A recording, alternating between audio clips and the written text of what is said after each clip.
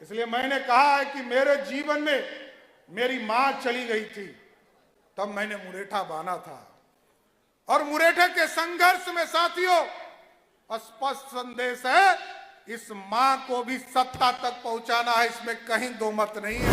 जंगल राज वाले को सत्ता से बाहर करने के लिए फिर से नीतीश कुमार जी को हम मुख्यमंत्री मानने का काम करें, लेकिन संकल्प हमारा स्पष्ट है, हम एक दिन भाजपा की भी बिहार में सरकार बनाएंगे, इससे कभी पीछे नहीं हटेंगे।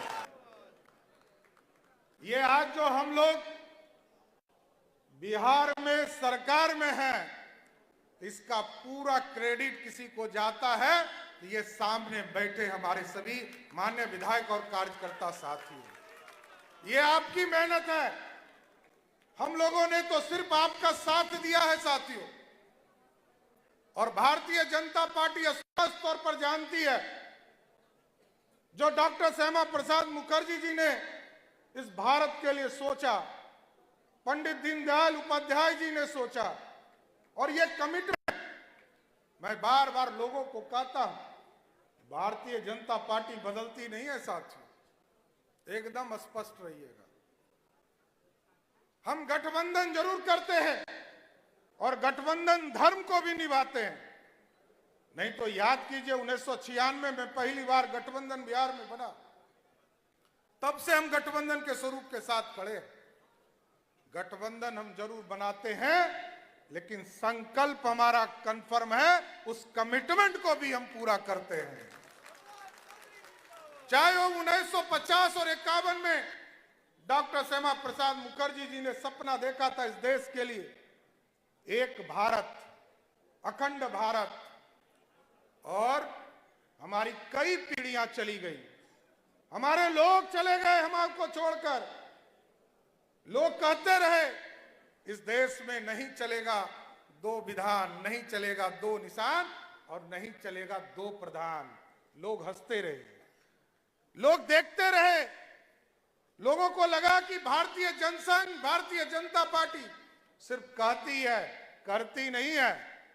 70 वर्ष के साथ ये हमारा कमिटमेंट था, और 70 वर्ष के बाद जब बिहार और देश की जनता ने आदरणीय प्रधानमंत्री नरेंद्र मोदी जी को इस देश में एब्सोल्यूट मेजॉरिटी देने का काम किया, तो वही 370 को उखाड़कर कचरे के ढेर में फेंक दिया। यह है कमिटमेंट। लगातार संघर्ष करता रहा भारतीय जनता पार्टी, हम समझौते करते रहे, समझौता के माध्यम से हम दूसरे को सहयोग करते रहे और आगे बढ़ाने का काम करते रहे। साथियों आप सोचिए, अभी हम लोग नारा लगा रहे थे जय जय श्री राम, 450 बरस किसी धर्म के गुरु भगवान को किसी टेंट में रहना पड़े, इससे बड़ा क्या अपमान हो सकता है।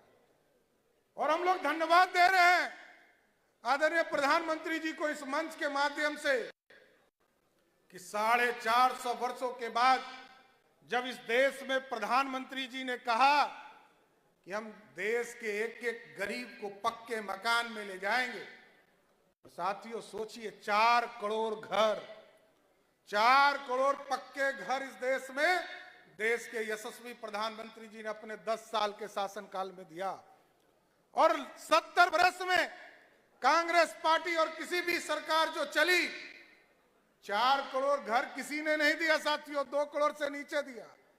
आज दुगना घर पक्का मकान नरेंद्र मोदी की सरकार ने दिया, और आज प्रधानमंत्री जब पक्का मकान गरीब को दे रहे थे, तो प्रभु श्री राम कह रहे थे कि मेरा मंदिर कब बनेगा।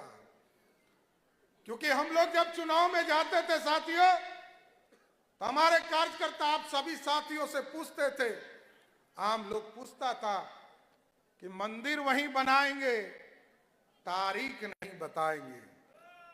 लेकिन साथियों इस देश के यशस्वी प्रधानमंत्री जी ने हमारा संकल्प, हमारा जो सपना था उसको साकार किया, और एक भव्य राम मंदिर स्थापित करके इस पूरे देश में जय जय श्री राम, जय जय श्री राम, देखिए बड़ा स्पष्ट है, हम कमिटमेंट के साथ अपने चीजों को आगे बढ़ाने का काम करते हैं। लोग कहते हैं रोजगार की भी चिंता करना है, उसमें कहीं दो मत नहीं है। 2020 के चुनाव में हम जा रहे थे, हम लोगों ने कमिटमेंट किया 10 लाख लोगों को रोजगार देने का काम करेंगे। अब साथियों आप समझ लो, 1,75,000 की शिक्षक की बहाली हम लोगों ने निकाली और क्रेडिट दूसरे लोग लेना चाहते हैं।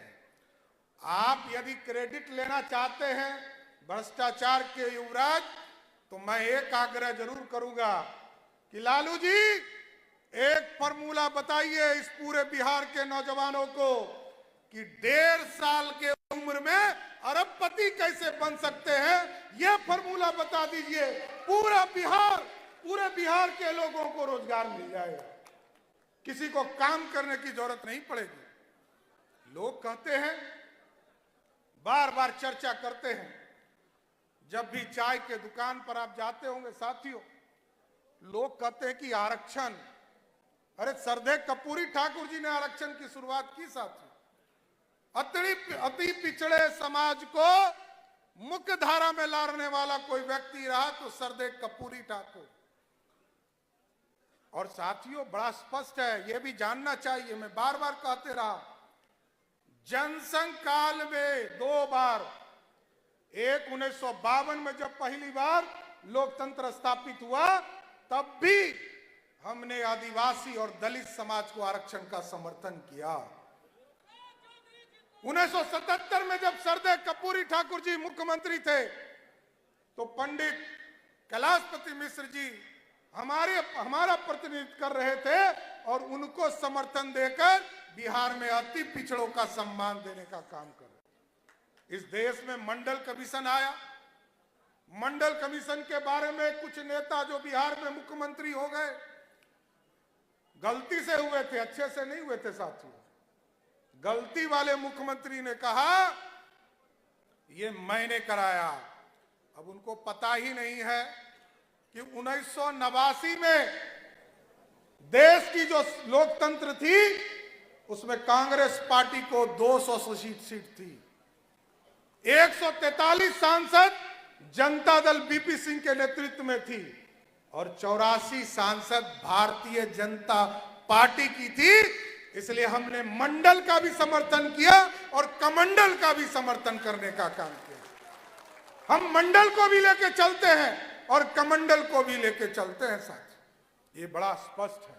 और जब लगा इस देश में, जब 70 वर्ष के बाद देश में यशस्वी प्रधानमंत्री, चाय बेचने वाला का बेटा, गरीब अति पिछड़ा समाज का बेटा इस देश का प्रधानमंत्री बना, तो स्पष्ट तौर पर जब इस देश में लगा कि अब उच्च जाति स्वर्ण लोग भी गरीब होने लगे, उनको भी 10% का आरक्षण किसने दिया?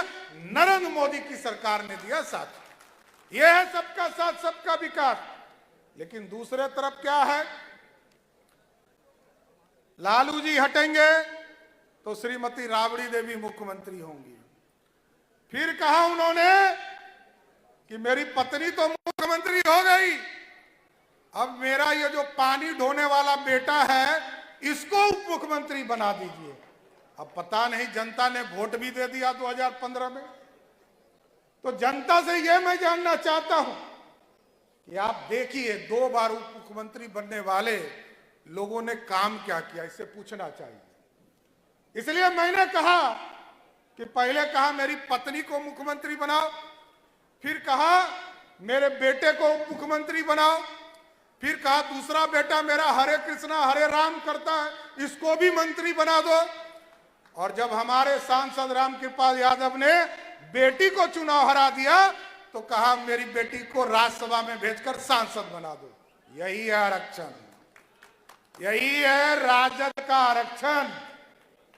और इस पार्टी में स्पष्ट है, जानिए लीजिए साथी, ये कोई नहीं जानता है कि सम्राट चौधरी के बाद अध्यक्ष कौन होगा, जेपी नड्डा जी के बाद अध्यक्ष कौन होगा, लेकिन राजद में ये पता है सबको कि 28 साल से एक ही व्यक्ति वहां का राष्ट्रीय अध्यक्ष बन के बैठा है।